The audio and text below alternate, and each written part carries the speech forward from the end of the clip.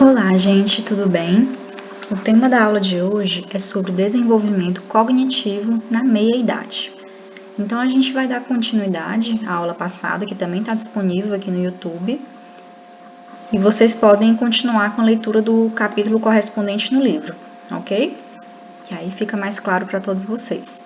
E lembrando, né, qualquer dúvida vocês podem comentar aqui no vídeo, que eu respondo com todo prazer, tá bom? Então, vamos recapitular um pouquinho que a gente vinha conversando sobre a meia-idade, certo? Eu dei uma introdução na aula passada, em que a meia-idade a gente entendeu que era um momento da vida muito marcado por uma maturidade, em vários aspectos, né? Vão haver algumas perdas, né? A gente falou sobre algumas perdas do ponto de vista da saúde, dos músculos, né? Tudo mais, mas que também era um período de muito crescimento, de muita potência e de muita produtividade, e que a maturidade ela vai assumir um papel meio que central nessa fase.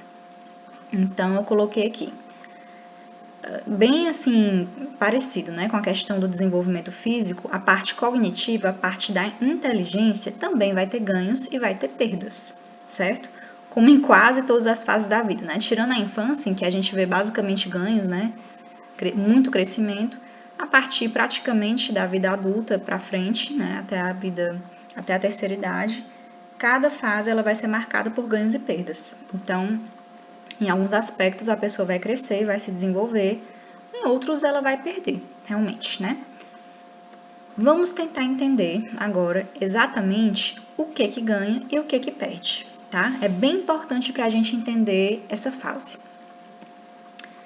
O autor, a autora, né, no caso, ela propõe duas classificações de inteligência, certo? Que vão nos ajudar a entender os ganhos e as perdas. Existe uma parte da inteligência humana que é chamada inteligência fluida. Essa inteligência fluida seria aquela inteligência bem neurológica, certo? Que depende de processos neurológicos e que eu não preciso meio que ter nenhum conhecimento prévio para ter essa inteligência. Por exemplo, se eu for avaliar essa inteligência, eu tenho que me deparar com algum problema ou com alguma questão e eu tenho que ser capaz de resolver essa questão sem necessariamente ter tido estudo ou contato com isso antes, ou uma aula sobre esse assunto. Isso seria uma inteligência fluida. Boa parte, gente, dos testes de inteligência, de QI, eles são baseados na inteligência fluida. Porque, por exemplo, você não precisa estudar para poder fazer um teste de QI, ou teste de avaliação psicológica, de inteligência, de psicometria. Você não precisa. Você simplesmente vai lá e faz o teste e você tem um score que vai mais ou menos avaliar a sua inteligência. Essa inteligência que é avaliada, gente, é a fluida. É a inteligência que depende dos aspectos neurológicos da pessoa, né? Da velocidade das sinapses, de quantas conexões, né, existem entre os neurônios, da capacidade da pessoa conseguir entender lógica, resolver problemas, se deparar com coisas que ela nunca se deparou antes e conseguir uma solução para aquilo, enfim. Isso daí vai ter uma forte base neurológica mesmo. E temos a inteligência cristalizada. A inteligência cristalizada é como se fosse a inteligência acumulada, gente. É aquela inteligência que vai se acumular a partir das experiências que eu tive na minha vida.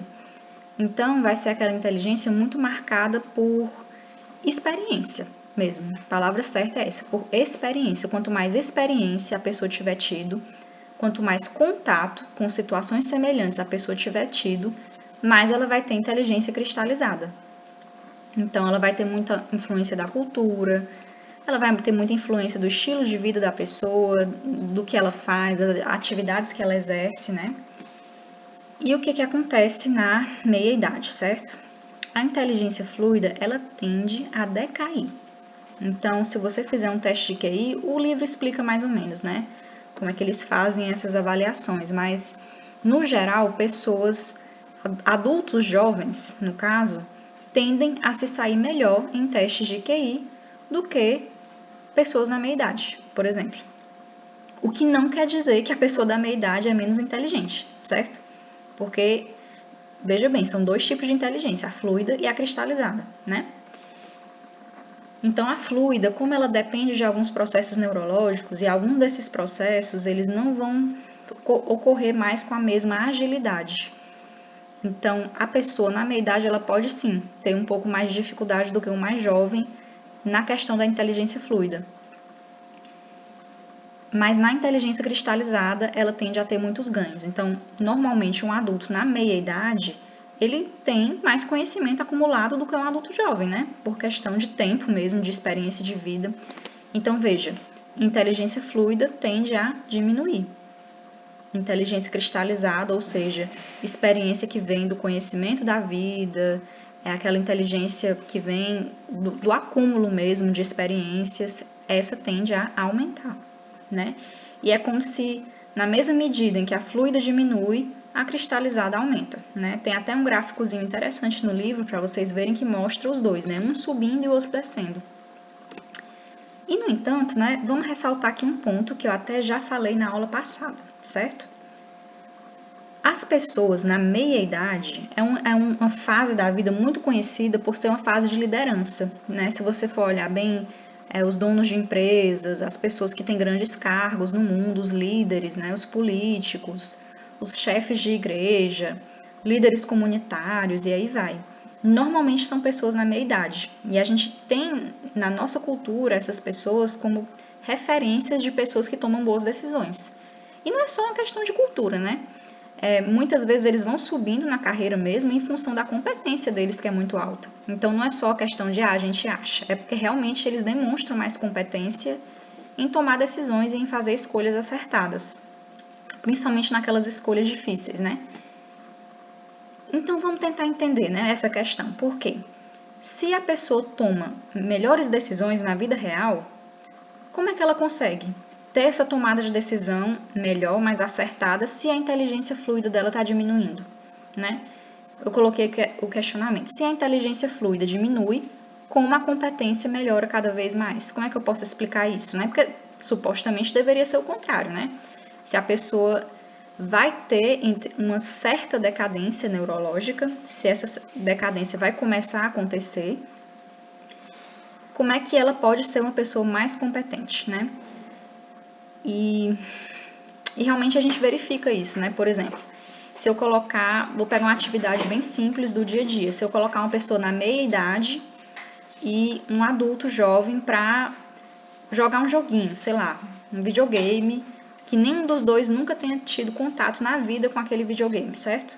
Um jogo bem novo e tal. É até quase intuitivo a gente entender que o mais jovem vai sair melhor, que essa pessoa mais velha ela vai ser mais lenta, que ela vai ter reflexos mais lentos e o mais jovem vai aprender muito rápido. Normalmente é assim, né? Mas, se eu levar para a vida real, se eu colocar essas duas pessoas, essas duas mesmas pessoas diante de um problema real da vida, intuitivamente também nós sabemos que a pessoa mais velha vai tomar uma escolha mais acertada do que o mais jovem, né? Então, como é que a gente vai explicar essa questão, né? Se existe, de certa forma, decadência neurológica, como é que eu explico que o mais velho vai ter mais competência para resolver problemas? Parte da resposta, gente, está em uma propriedade neurológica cognitiva que acontece na meia-idade, que é o fenômeno do encapsulamento, certo? É outro nome, gente, para especialização. O que isso quer dizer? É o seguinte, na meia-idade, a pessoa ela não vai ter as mesmas conexões cerebrais que ela tinha na vida adulta jovem, ela vai ter realmente um pouco de perda. Porém, aquelas conexões que ela manteve, elas vão se tornar extremamente eficientes.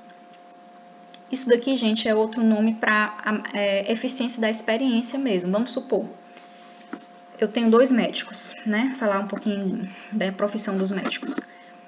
Quem normalmente se sai melhor, né, no seu trabalho? Vamos supor que tem os 2 médicos estão no UTI agora, por exemplo, e tendo que se deparar com casos difíceis, complicados, enfim. Quem é que normalmente toma as melhores decisões para os tratamentos dos pacientes? É o mais jovem ou o mais velho? Normalmente as pessoas entendem que é o mais velho. Por quê? Porque aquele mais velho faz isso há tanto tempo que ele se tornou extremamente eficiente naquilo que ele faz. Tem médicos, gente, que já são tão experientes, né? Não sei se vocês já tiveram contatos com médicos assim, né? Mas pessoas mais velhas, né? Que estão talvez nos seus 60 anos, 65 anos. Eles às vezes olham rapidamente para o paciente e já sabem o que ele tem. Por exemplo, eu vi uma médica já que ela estava perto de se aposentar, mas ela era muito boa. E ela olhava para o paciente, ela era tão experiente naquilo que ela fazia, ela percebia, ó, você primeiro, você está desidratado. Ela percebia que o paciente estava desidratado só pelo brilho do olho do paciente, porque o paciente, normalmente nós temos um brilho, né, no nosso olhar, que a nossa pupila tem que estar bem hidratada, e ela percebia que quando não estava brilhando muito, é sinal de que ele não está bem hidratado, está precisando melhorar a hidratação. Aí ela olhava o olho fundo, aí você também não tá dormindo bem não, deve estar com algum probleminha de ansiedade. Tipo assim, é incrível, né? Ela ia em cima do problema, só por um olhar muito rápido, né? Justamente pela questão do encapsulamento. Ela fazia isso há tantos anos, com tantas pessoas, ela já adquiriu tanta experiência, com tantos casos complicados, que para ela aquilo era extremamente rápido. Ela conseguia rapidamente entender o problema dos pacientes e passar logo o tratamento adequado. Isso seria o fenômeno do encapsulamento. E é isso que faz as pessoas na meia idade serem tão eficientes, gente, tão produtivas e tão competentes. É realmente a competência acumulada de muitos anos de erros, de muitos anos também de acertos, de muito aprendizado, de muita experiência de vida, e aquilo meio que vai se acumulando, né? A inteligência cristalizada mesmo vai crescendo, e a pessoa vai se tornando muito, muito boa naquilo que ela faz, né? E isso vale para todas as profissões, né? Um engenheiro também, às vezes, tem essa mesma atitude, né? Um mais velho, ele bate o olhar na obra, rapidamente ele encontra o problema. Rapidamente. Ele olha assim, não, isso aqui está com um problema estrutural gravíssimo. Uma vez eu vi um engenheiro também ter uma atitude bem semelhante, na meia idade também, nos seus 60 e poucos anos, entrando num prédio, ele olhou para a coluna do prédio, gente, esse prédio vai cair. Ele falou assim, isso aqui está gravíssimo. Aí ele foi falar com o síndico. E realmente verificaram e precisava de uma obra urgente na coluna do prédio. Estava rachada, assim. E não era uma coisa tão gritante, né? Mas é só pela experiência dele acumulada, ele conseguia rapidamente perceber o problema. E já propunha a solução, ó, tem que fazer isso, isso e isso. A empresa vai propor isso aqui, você não aceite.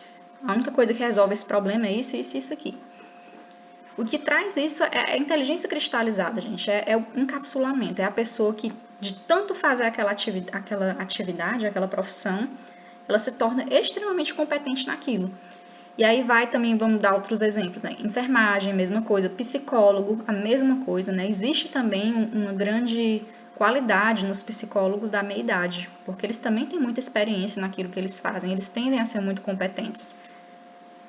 E é por isso também que a gente tende a preferir pessoas assim na liderança, na política, enfim, pessoas que fiquem à frente de ministérios e tal, a gente tende a preferir pessoas mais velhas mesmo, por causa dessa especialização deles, porque eles já tiveram muitas experiências, né, com casos complicados, com situações difíceis, e isso faz com que, apesar de ter menos inteligência fluida, que eles se tornem extremamente competentes na tomada de decisão. E isso é algo riquíssimo, gente, na meia-idade. É realmente algo que só se encontra na meia-idade. É como se fosse, como eu falei a aula passada, né?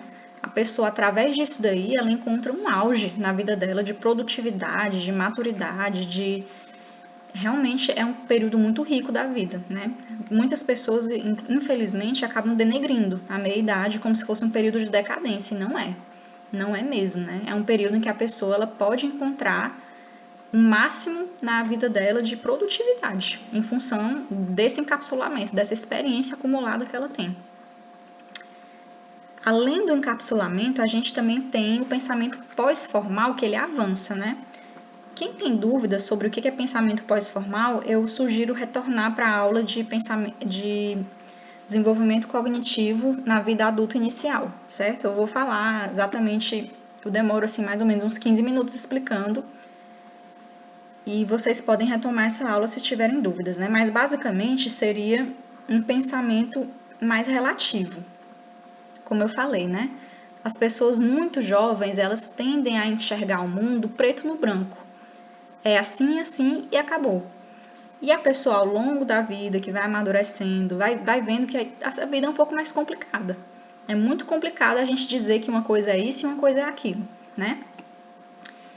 E na vida adulta, na Idade Média, esse pensamento pós-formal ele vai avançar. De que maneira? A pessoa ela vai se tornar bem mais hábil em conseguir ter um olhar mais abrangente sobre situações que são mais carregadas de emoção, certo? Eu vou explicar isso daí que eu falei através de exemplo, tá, gente? Que fica mais fácil. Mas vamos ver. Vamos supor que... Eu vou dar um exemplo para vocês numa situação supostamente bem polêmica, né? Vamos supor que tem uma pessoa dentro de uma igreja cristã, né, que não é a favor da homossexualidade. Vamos supor que tem uma pessoa que descobrem que é homossexual e que pratica, né, que se relaciona e tal, e que participa dessa igreja e que exerce uma função de autoridade lá, né? Então, o que seria um pensamento típico de uma pessoa adulta mais jovem, né? Ela tende a olhar para essa situação e dizer algo muito categórico, do tipo: ah, que igreja ridícula, essa igreja é preconceituosa, essa igreja tem que parar com essas coisas ridículas de preconceito e aceitar. Ou então, por outro lado, uma pessoa pode dizer: ah, esse movimento LGBT é ridículo, fica se infiltrando nas igrejas e não deixa as pessoas viverem a religião delas e tal.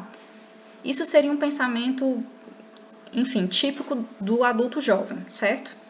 Eu sei que é uma questão meio polêmica e eu peço que vocês não se atenham na questão polêmica, né? Mas tentem entender a diferença na qualidade do pensamento, certo? Vamos lá agora para o exemplo do pensamento pós-formal típico da meia-idade, para essa mesma questão. Eles tendem a olhar a situação de maneira muito abrangente e conseguir dar um olhar, né, como é que eu posso dizer, ponderado para a situação, mesmo que ela seja muito carregada de polêmica e de emoção. Então, seria mais ou menos assim.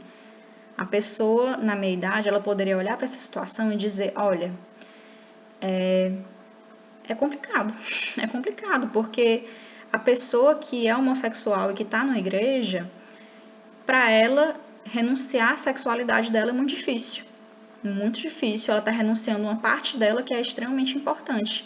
Por outro lado, se ela sair da igreja, ela também está renunciando uma coisa muito importante para ela, que é a espiritualidade.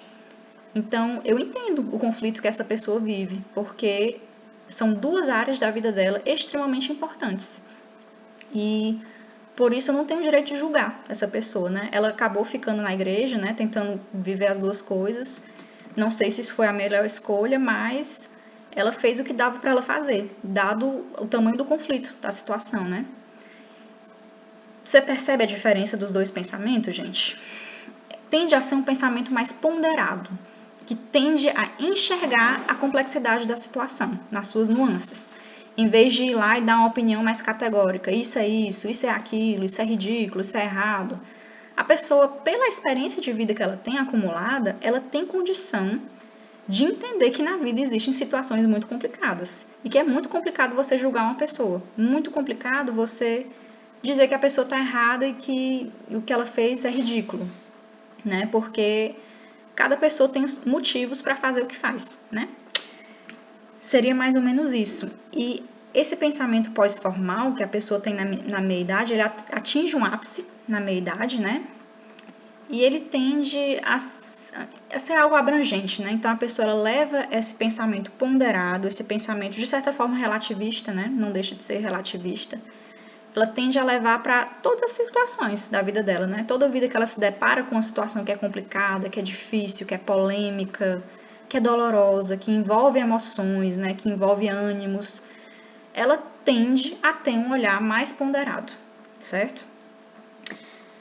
Isso daqui que eu falei até agora, sobre o pensamento pós-formal, também vai depender de algumas coisas, certo?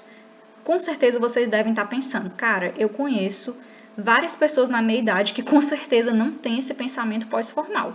Não são pessoas ponderadas, não parecem ser pessoas maduras. Sim, certo? Isso é verdade.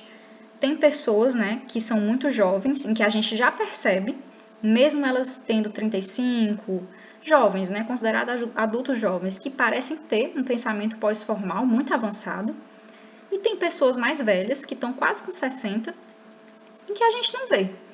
A gente não percebe esse pensamento pós-formal, ponderado, relativo. Porque isso vai depender também, gente, das experiências de vida da pessoa. Então, como eu estou falando, eu estou exaltando, né, de certa forma, na meia-idade, a inteligência cristalizada, que é a inteligência da experiência de vida acumulada, a qualidade dessa inteligência, gente, vai depender muito da qualidade das experiências de vida que essa pessoa teve. Então, vamos supor, se for uma pessoa que está na meia-idade, mas que não teve experiências de vida de qualidade, então, provavelmente, o pensamento pós-formal dela não vai ser tão maduro. Porque, embora ela até teria condições neurológicas de ter esse pensamento pós-formal, ela não se deparou com muitas coisas na vida dela que estimulassem o desenvolvimento desse pensamento. Vocês estão me entendendo? Por outro lado, por exemplo, vamos ver uma pessoa de 35 anos que a gente já percebe, né? Esse pensamento pós-formal, bem maduro, bem ponderado para situações que envolvem emoção. Muitas vezes são pessoas que tiveram experiências fortíssimas na vida. Experiências muito duras, às vezes de perdas. Experiências que levaram essas pessoas a precocemente desenvolver essa maturidade desse pensamento aqui. Por quê? Porque elas tiveram muitas experiências de vida acumulada. Então, vai depender um pouco disso também, mas no geral a gente percebe mais na meia-idade. A gente percebe que na meia-idade as pessoas elas têm opiniões mais globais, mais holísticas, mais ponderadas, mais maduras, opiniões que entendem melhor a complexidade das situações da vida. A gente vê que a pessoa se envolve menos em picuinha, sabe? Né? Às vezes a gente vê nos WhatsApp um monte de gente brigando, né? Por várias questões, e às vezes a pessoa da meia-idade ela tende a não se envolver tanto com essas brigas, porque ela sabe que não é assim a vida. Não vou levantar a bandeira nem de X nem de Y, porque de certa forma os dois estão certos e os dois estão errados em vários aspectos, né? Então, seria mais ou menos por aí. A gente percebe também na meia-idade que esse pensamento pós-formal ele tem uma função integradora. Ele vai envolver tanto lógica, quanto intuição, quanto emoção. Então, a pessoa, ela meio que, eu coloquei aqui, filtragem pela experiência de vida. Ela vai pegar todos os conhecimentos que ela já teve ao longo da vida dela, de experiência, de perdas, de sofrimentos, de coisas que ela já viu, de decepções, de alegria. Tudo isso vai fazer com que ela tenha um olhar mais abrangente sobre cada situação. Que ela consiga ter, por causa desse olhar abrangente, uma decisão um pouco mais madura, uma decisão um pouco mais acertada, principalmente para questões difíceis. Coloquei aqui embaixo, né, para a gente complementar essa parte. Pessoas na meia-idade são particularmente muito boas, muito hábeis em solução de problemas com múltiplas causas e múltiplas soluções. Então, é a fase da vida em que a pessoa está mais apta para resolver problemas complexos. Aquele problema que exatamente exige que a pessoa tenha um olhar muito abrangente, que não é só dizer é sim ou é não. Ela tem que pensar, ela tem que parar para pensar, para ver as várias causas possíveis desse problema, as várias soluções possíveis e ponderar o que é melhor. Então, pela filtragem da experiência de vida que a pessoa na meia-idade tem, ela tem mais habilidade de resolver esse tipo de problema. Por outro lado, se for problema do tipo sim ou não, por exemplo, qual é o botão que eu uso para ligar isso daqui?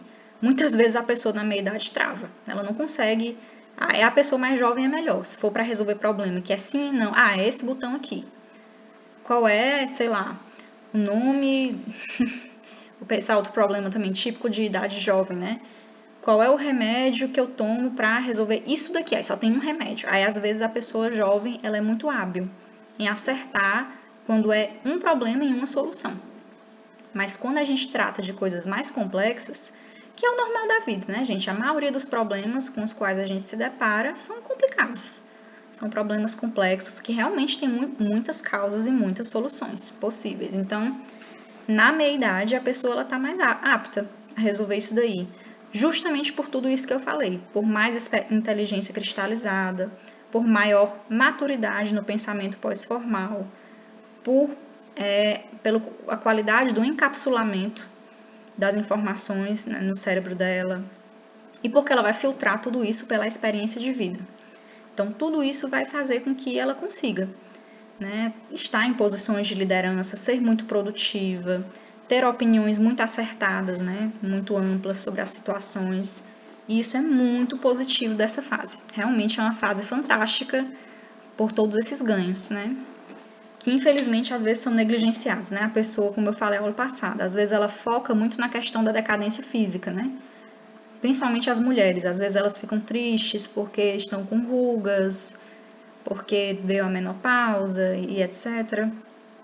Mas se você parar para pensar, né, os ganhos são tantos, né, que de certa forma essas outras perdas ficam até irrelevantes, né? Porque nada pode ser mais valioso do que essa experiência de vida que a pessoa tem. Vamos falar um pouquinho também aqui de criatividade, gente, que é algo também super bacana dessa fase. Não sei se vocês apreciam arte, música, literatura, mas assim, se você parar para pesquisar, normalmente as pessoas atingem o seu ápice na criação de grandes obras artísticas na meia-idade, certo? Temos algumas exceções, né, de pessoas prodígio que conseguem, tipo Mozart, né? Muito jovem, já conseguia produzir peças, né, de música. Mas, no geral, é na meia-idade que as pessoas conseguem atingir esse auge. E por isso é tão interessante a gente falar de criatividade na meia-idade, porque é um período muito propício para isso, né? Quando a gente está lidando com crianças, a gente vê muito a criatividade potencial daquela criança. Mas na vida adulta, a gente olha para o desempenho, né? Como ele está conseguindo desempenhar de fato essa criatividade? De que maneira? Produzindo obras artísticas, escrevendo livros, né? Tendo ideias inovadoras. Criatividade aqui para a gente não vai ser só ligada à arte, né? Embora a gente perceba que a arte é uma grande fonte de criatividade para nós humanos. Mas criatividade, gente, é tudo que pode ser novo. É aquela minha capacidade de criar e de propor uma coisa completamente nova. Então, por exemplo, eu sou psicóloga, né?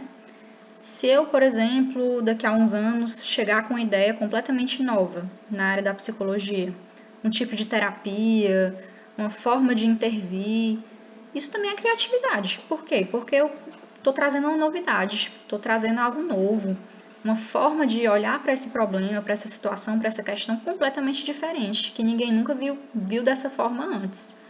Então a criatividade também é isso, né?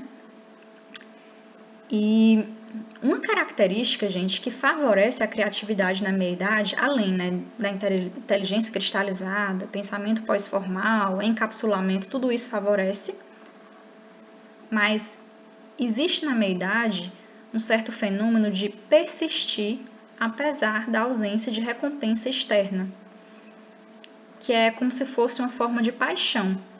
Então, muitas pessoas, artistas, né, vou falar muito de artista aqui, na meia-idade, muitos artistas eles dizem que é como se fosse uma certa paixão que eles sentem para tentar persistir e produzir aquilo que eles estão fazendo. Independente de serem remunerados, independente de serem reconhecidos, do pessoal estar dizendo se está gostando, se não está, a pessoa ela sente uma certa urgência de criar aquilo dali. E é algo que a gente percebe muito na meia-idade. O Freud, gente, por exemplo, né, não sei se vocês gostam, né, mas é bem interessante. Ele produziu muito na meia-idade. Ele é um exemplo de uma pessoa que começou a produzir na vida adulta, mais jovem, mas que teve o seu ápice na meia-idade, exatamente nessa fase, né? E que era tão intensa, gente, o trabalho dele, que ele trabalhava o dia inteiro atendendo, às vezes atendia até tarde da noite e ficava até de madrugada escrevendo. E que não conseguia parar. Basicamente, ele não conseguia parar porque ele era muito apaixonado pelo que ele fazia. Ele achava muito importante. E se vocês conhecem, né, a história da psicanálise, no começo ele não era tão reconhecido, né? No começo ele era até alvo de deboche entre os médicos lá de Viena. E é muito interessante, né? Isso não foi barreira para ele, né? E é algo que a gente percebe na meia-idade, né? Muitas pessoas, elas encontram na vida uma grande paixão por fazer aquilo que fazem. E eu dei o exemplo do Freud porque, enfim, ele é psicólogo, né? Mas psicólogo não, né? Médico, mas que trabalha, né, com psicologia, trabalhou com psicologia, mas, por exemplo, tem gente que tem essa mesma atitude de criatividade, de persistência apaixonada por um dado objetivo, por exemplo, com relação à comida, né? Grandes chefes de cozinha, gente, quantos chefes não atingem o seu auge? exatamente na meia-idade, porque se sentem muito apaixonados, né? Quero fazer um prato novo, quero trazer uma coisa muito inovadora, quero usar uma técnica nova. Quem gosta disso, né? Tem aquele programa na Netflix, né? Esqueci aqui o nome, né? Mas que trabalha justamente com isso, né? Que mostra quantos chefes, né, que vão persistindo em produzir coisas novas e muitos estão na meia-idade. De fato, muitos encontram o seu auge exatamente nessa situação em que vão, depois de muito errar, encontram um grande acerto, né? Essa criatividade vai ter relação com a inteligência da pessoa, né? Então, quanto mais inteligência cristalizada, pensamento pós-formal, encapsulamento ela tiver, melhor ela vai desenvolver a criatividade dela. E também, quanto mais produtiva ela for, mais ela vai ser criativa, né? Eu não sei se vocês já perceberam essa relação, mas a autora traz que a criatividade na meia-idade ela tem muito a ver com essa paixão que faz a pessoa trabalhar muito e se esforçar muito por atingir um objetivo. E aí, quanto mais ela produz, mais ela se torna criativa, mais ela se torna, enfim, hábil naquilo que ela está fazendo. E é um período muito rico, realmente, né, para isso. Nem todos vão viver, claro, a meia-idade dessa forma, tá? Aqui para o final da aula, eu vou trazer para vocês algumas situações em que isso não se encontra, em que a gente não observa isso na meia-idade, tá? Isso daqui seria talvez a situação ideal, mas alguns não conseguem. E a gente vai ver mais ou menos por quê. Vamos avançar aqui para a questão do trabalho e do estudo, que tem se tornado 2 pontos bem importantes, né, nessa fase. Na adolescência, o adolescente encara essa questão do trabalho muito como um sonho, né? Então, faz muito parte do questionamento adolescente. O que é que eu quero fazer da minha vida? Qual é o meu sonho? O que é que eu busco, né? Qual é o meu objetivo? Está muito ligado a um sonho, né? A um desejo, a almejar um objetivo. Na vida adulta jovem, a gente viu que é uma fase muito marcada por tentar, né? É uma fase de crescimento em que ele vai ficar lutando por encontrar espaço no mercado de trabalho, se aprimorar, estudar. E na meia-idade, é uma fase em que a pessoa, ela deseja alcançar, né? Ela não deseja mais necessariamente ficar sonhando com vários objetivos diferentes de vida, embora ela possa, né, mudar de carreira, ela possa pensar em uma coisa nova, mas no geral não é bem isso que é o foco.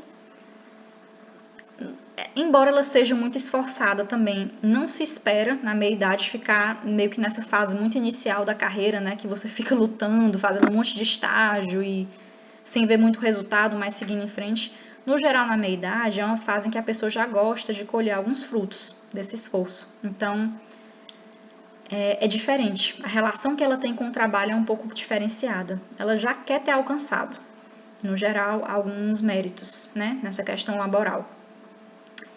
E por isso, eu vou pular para cá, certo, gente? Eu não coloquei aqui no caso, mas eu vou explicar para vocês. Por isso que às vezes algumas pessoas, né, voltando aqui para a questão da criatividade, não alcançam criatividade nessa fase. Por quê?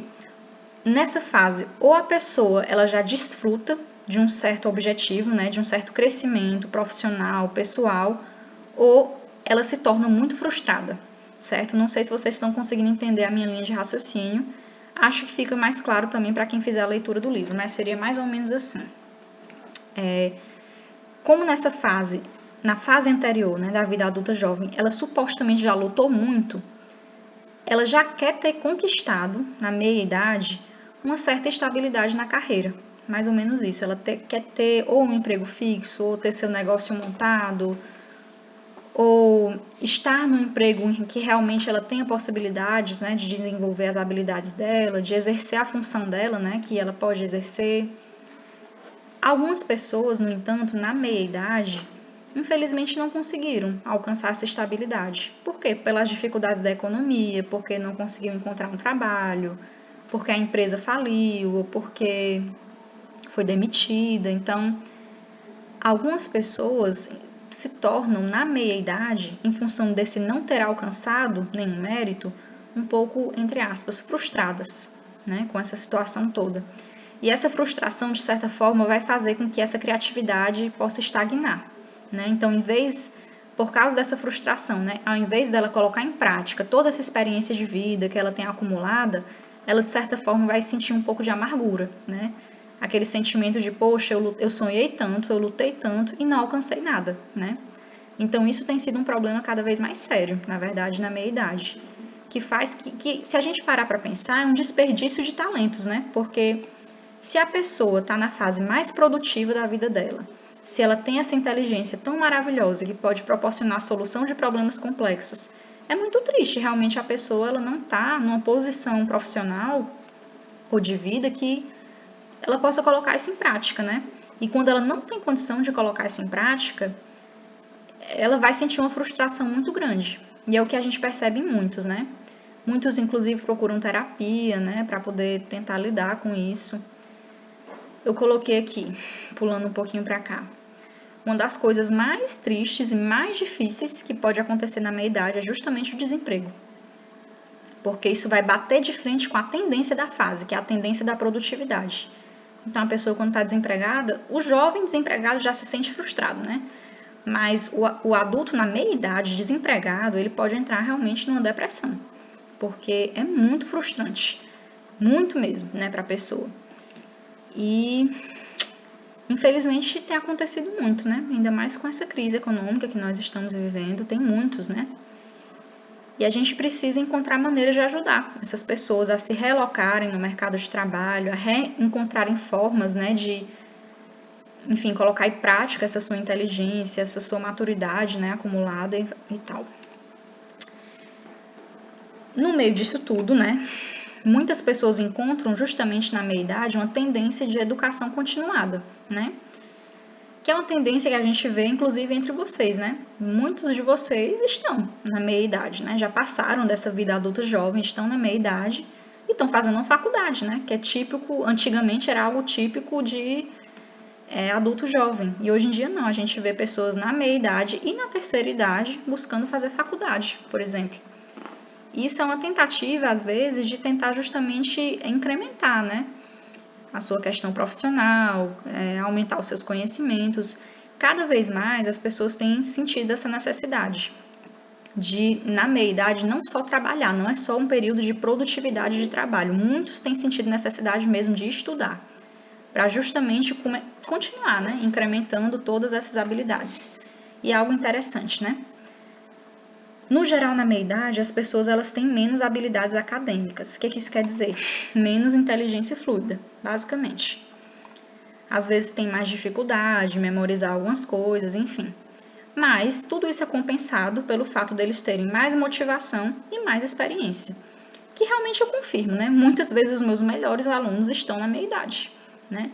Apesar de talvez não serem realmente os mais ágeis, aqueles que têm a memória, enfim, super afiada, mas com certeza, às vezes são os mais motivados e os que têm mais experiência, né? Tem muito a contribuir para as nossas discussões em sala de aula, enfim. E vamos pular para cá, né? Para a gente finalizar aqui a nossa aula. O trabalho, na meia-idade, ele tem assumido também uma função de crescimento na vida da pessoa. Então, é como se, enquanto ela está trabalhando, enquanto ela está estudando também, certo? Trabalhando e estudando, ela vai crescendo, ela sente que ela vai crescendo junto com aquela atividade. E que isso tende a se estender para o lazer. Então, por exemplo, é muito comum a pessoa, por exemplo, estar trabalhando, mas na hora vaga dela, ela quer fazer algo meio que parecido com o trabalho, justamente porque ela sente aquilo como uma extensão do crescimento pessoal dela mesmo, com aquela atividade. Por exemplo, eu sou professora, né? Então eu tenho que ler, preparar aulas e tal, mas nas minhas horas vagas eu gosto de ler.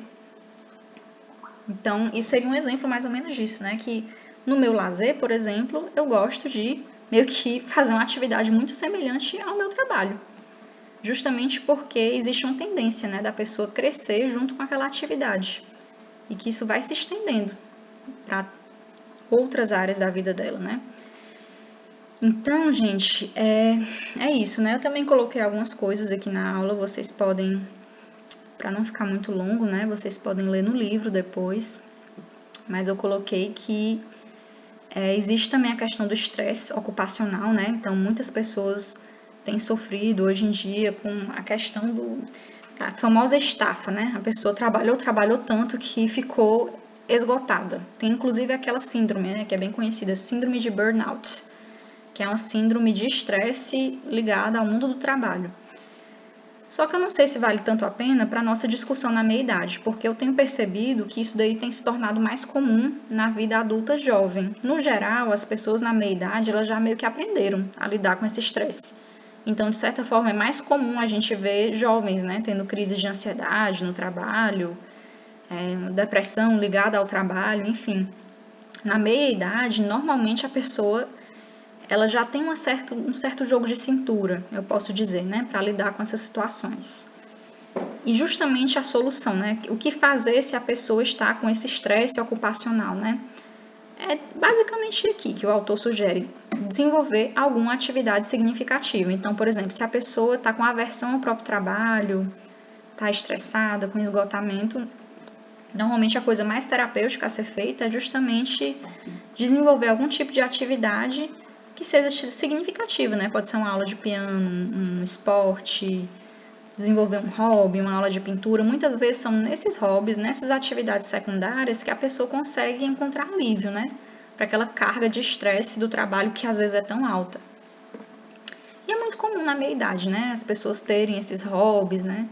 De certa forma, gente, na meia-idade, né? Para a gente resumir um pouco a nossa conversa, uma fase muito marcada por maturidade, por experiência, né, por um olhar mais abrangente sobre o mundo, né, que embora existam perdas cognitivas, essas perdas são compensadas por essa experiência de vida acumulada, que é muito rica. E a pessoa ela vai ter, de certa forma, uma certa maneira de encarar a vida diferente, né? Diferente da maneira jovem, de maneira talvez diferente da maneira, enfim, que tinha em momentos anteriores da vida, a pessoa ela tende a ser mais ponderada e ela tende a ter uma certa sabedoria também, né, para lidar com os problemas que naturalmente acontecem, né, ao longo da vida. E é isso, gente. Então, espero que tenham gostado e qualquer dúvida, é só comentar aqui embaixo, tá bom? Abraço!